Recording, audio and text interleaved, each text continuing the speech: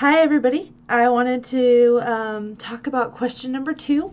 I was very interested in this question. I know a little bit about certification, especially from my experience working at a school and learning about that this person has this certification and this one has another. That really opened my realm, well, for California. But I had never heard about licensure until this last summer when we were all there. And there was that discussion about Colorado and what was going to happen with its licensure and if they ever thought it was going to happen. And that's the first time I had ever heard of it. And it's still something that's sort of been in the back of my mind that I haven't really touched on, I haven't really looked at.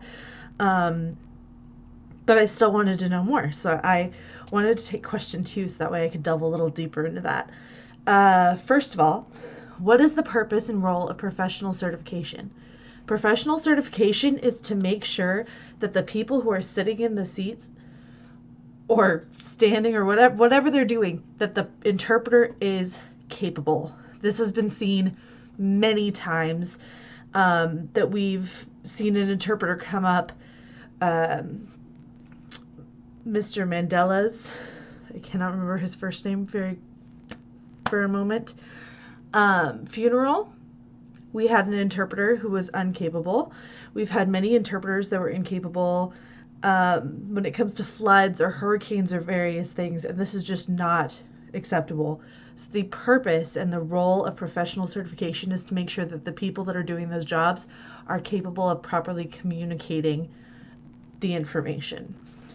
Okay, how does certification compare with licensure?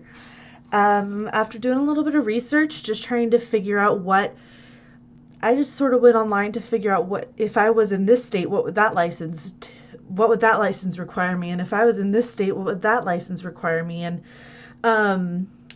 I found out certifications, as most of us are aware, are usually a test. You take that test, that means you're capable. So those are pretty basic. They're very much like any other certification you would take. But then you get to licensure, and that one's a little different. Some licensure, a lot of them that I noticed, requires you to take some education. It requires that you have some education, be it an ITP or a bachelor's. You have to have in-classroom instruction. You cannot walk in as a CODA and begin interpreting. You have to show that you did some education and you know what you're doing. It also requires proof of professional development because the licensure has to be re-upped. It's just like your ID. It's just like anything else.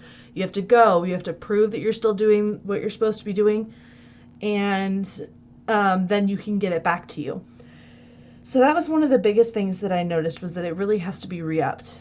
In California, they suggest re-upping your certifications, but I haven't found anywhere that it says that it's required to re-up it or prove that you have continued your education, whereas licensure requires that you show that you are continuing your education and you are not staying stagnant. And that's a really important part of this field that we're going into, is to keep moving forward.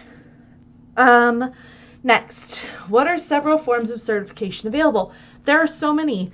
Just looking at RID's website, RID splits into multiple different certifications, legal certifications, different smaller certifications that you can add to your RID, which used to be the NAD. So there's a lot of people that are still technically certified under NAD. Educationally, very popular is the EIPA, which is the Educational Interpreter Performance Assessment.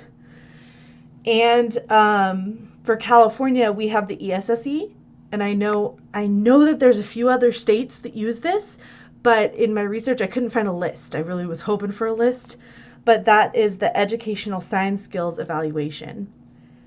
Another certification that has to do with interpretation is the CDI certification. And I just want to define that really quick and then give you an example. Or actually, my example is the first time I found out about CDIs or understood what they did. So a CDI is a deaf person who takes interpreted information. So there will be an interpreter there who is interpreting the English into ASL. the CDI takes that ASL, breaks it apart into the most understandable parts possible, and then passes it off to the client or the consumer. The place that I saw this for the first time, it was awe-inspiring. Like, all of us at work were discussing that there was a hospital situation, and this person was not understanding their interpreter, and it was a life or death situation. And they called in a CDI, and the CDI was able to explain what was going on with their body, and actually was able to communicate with the client better, and it totally changed the way that hospital visit went, which otherwise would have gone not as well because of the communication barrier that was between the interpreter and the client. So the CDI bridged the English understanding to the native ASL understanding. And that's just really great. That's a great aspect that needs to be used in the educational field, definitely. But I don't know how to apply that or how to convince, especially the administration and things as they go up that get less and less deaf educated, that's important. So there's just an extra little blurb of opinion, but this was a really interesting topic. Okay, thanks everybody.